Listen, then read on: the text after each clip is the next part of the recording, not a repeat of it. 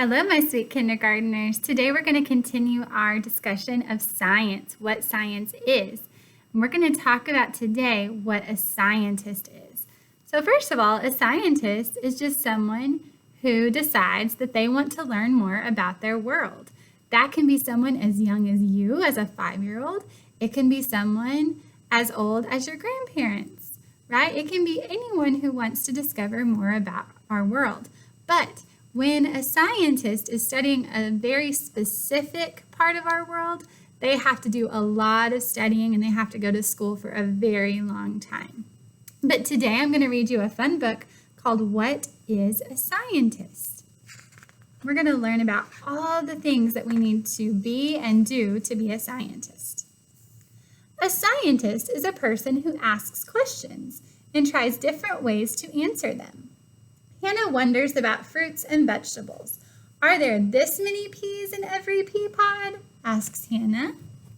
So it's just good to ask lots of questions. Kids are really good at that, aren't they? A scientist learns from her senses.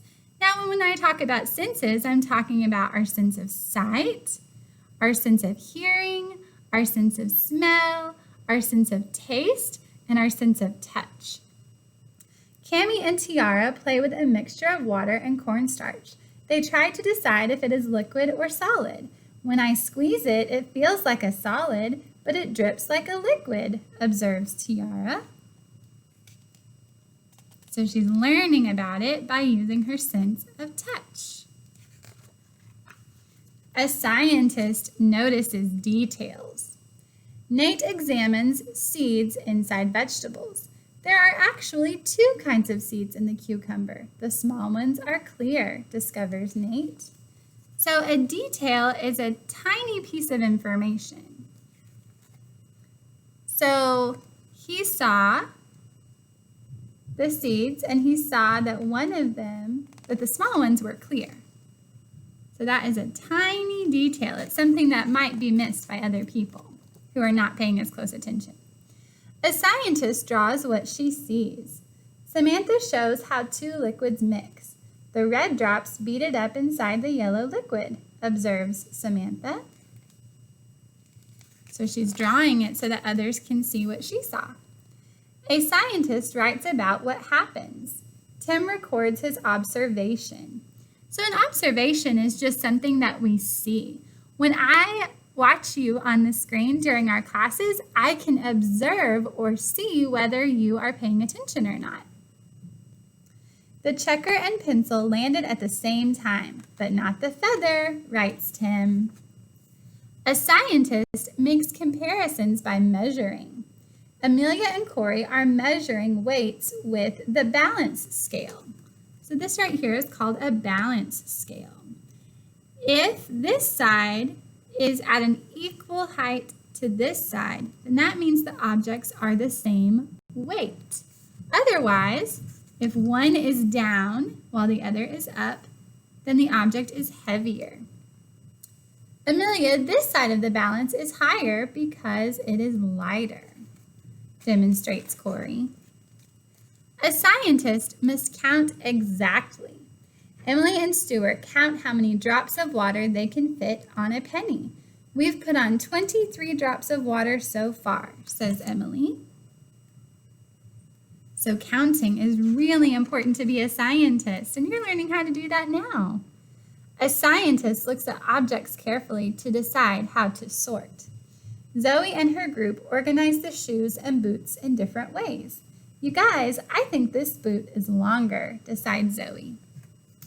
So sorting just means to put things into groups that are the same. A scientist designs experiments to test predictions. A prediction is just what you think is going to happen. For example, if I pick up a pen and I tell you that I'm going to drop it, I want you to predict or guess what's going to happen to my pen. Did you hear it hit the floor? If you predicted that it would fall to the ground, you were absolutely right. You were a scientist. Jesse plants seeds at the top of one cup and the bottom of another. I think the seeds that I planted at the top will grow better than the ones at the bottom, predicts Jesse. A scientist experiments by trial and error. That means that they have to try over and over again to see if something works. It's not always going to work perfectly the first time. Sometimes it takes a really long time. There was a man named Thomas Edison who invented the light bulb for us. He had to try thousands of times, thousands of different ways to make the light bulb work.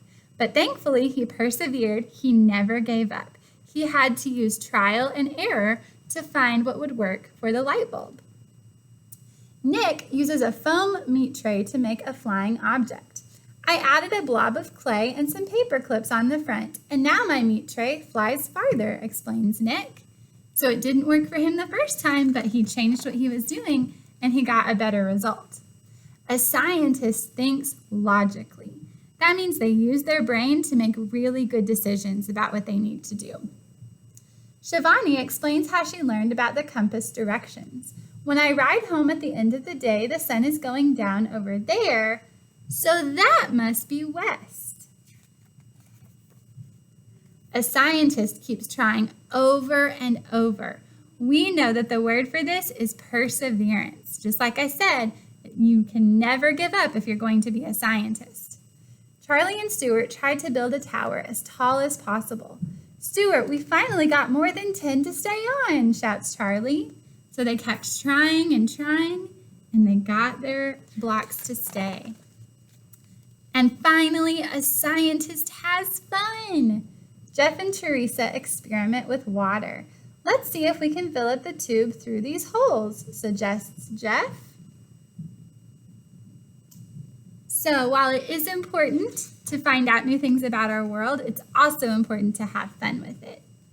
So to review, a scientist is a person who asks questions, learns from her senses, notices details, draws, writes, measures, counts, sorts, tests predictions, experiments, thinks logically, keeps trying, and has fun.